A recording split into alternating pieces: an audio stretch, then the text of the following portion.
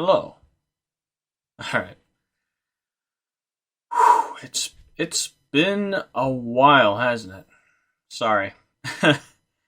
a a lot has happened.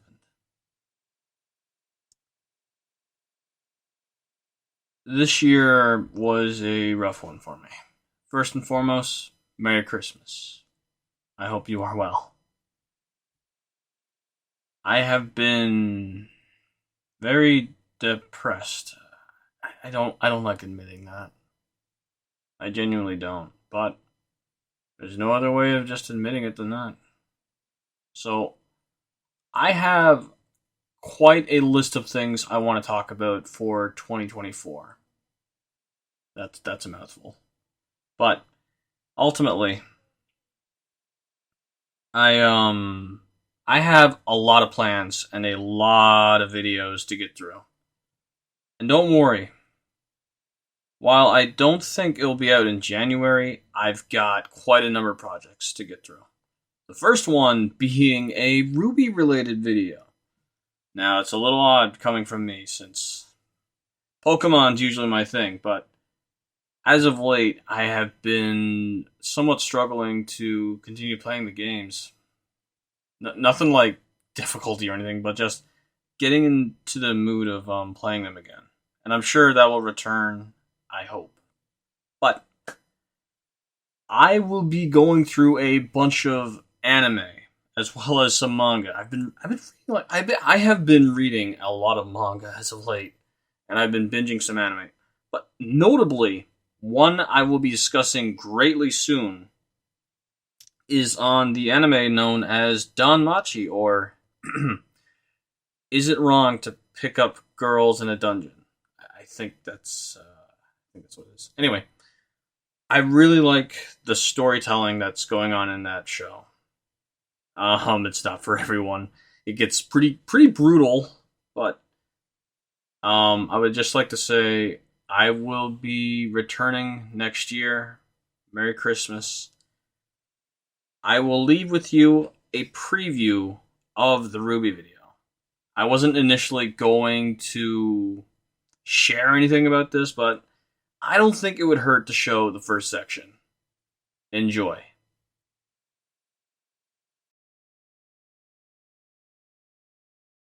Looking back to the start of the show, there's this air of uncertainty about how it has either aged or become irrelevant to where it stands today. Because these days, there are two camps of people who are fans of the show. Those that say it had potential, and I stopped watching after Volume 3. I had once considered reviewing the show proper, however, that was quickly stopped when I noticed just how devoid the show is of any conflict. So instead of getting into the tapeworms that is the show's plot, I will be diving into the cast and what they have to offer. For consistency, I'll be referring to the show's volumes as seasons, since that is what I'm more comfortable with. With that out of the way, I am going to be brutally honest about these characters and say things that are critical of their writing. If you're uncomfortable with that, feel free to return once you are, or don't. I do not share any similar attachments as you may have.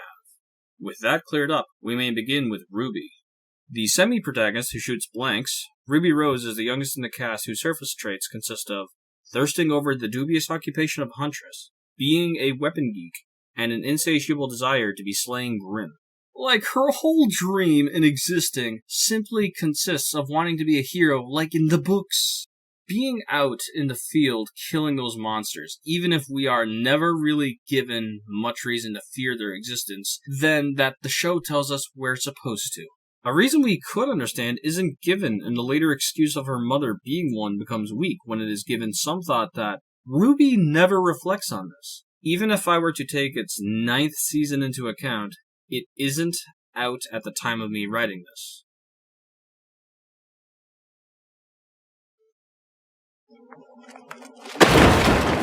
It remains ridiculous that it took them 8 seasons to consider the idea that she should reflect on her actions and anything at this rate. Getting too far ahead, but let's go briefly through her main interest throughout the season, making friends. This interest isn't one of her own, but rather something the writers forced upon her with the aid of Yang, her sister, consistently abandoning her on 3 separate occasions. There is mention that Ruby did have friends before enlisting to Beacon, but no impression is given that they ever existed and never get referenced thereafter.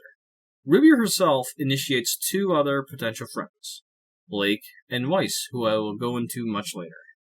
Attempts to befriend Blake start and end with the mention of books. I love books. She never interacts with Blake for another 7 seasons after this. Weiss, on the other hand, has an explosive start, but eventually, Weiss does grow to respect her as the leader.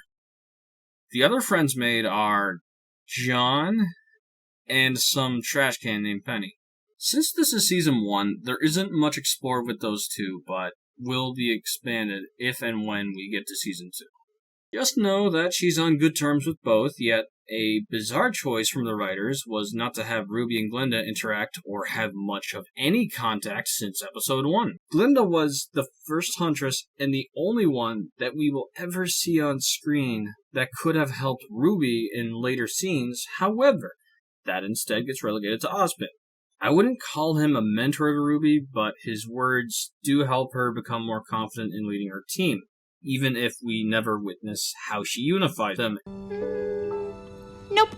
On that note, Ruby has no connection to her team as the leader, with the only one character ever putting that into question. Said questioning is swept away rather quickly after a pep talk for both ending any sense of conflict between Ruby and Weiss. More on that when we get to Weiss. Other students like Ren, Nora, and the Walking Death flag, Kira, she has no connection to either, which gets weird for future scenes and team-ups that occur unnaturally. For what is supposedly the name of the show in some regard, Ruby is shown not to have much of any conflict whatsoever, which is more so the result of the writers not knowing how to commit. No? Come on. The most we get is with the villain Roman, the only decent part of Season 1. But even in that case, the two don't really bounce off of one another as it is one-sided with 2 encounters. More on him later. Ruby in Season 1 is as pure as it gets, with the exception that her gun or weapon love does not transition over to the next season, as the writers couldn't come up with any reason to keep it. With Ruby covered, let's explore her sister, Yang.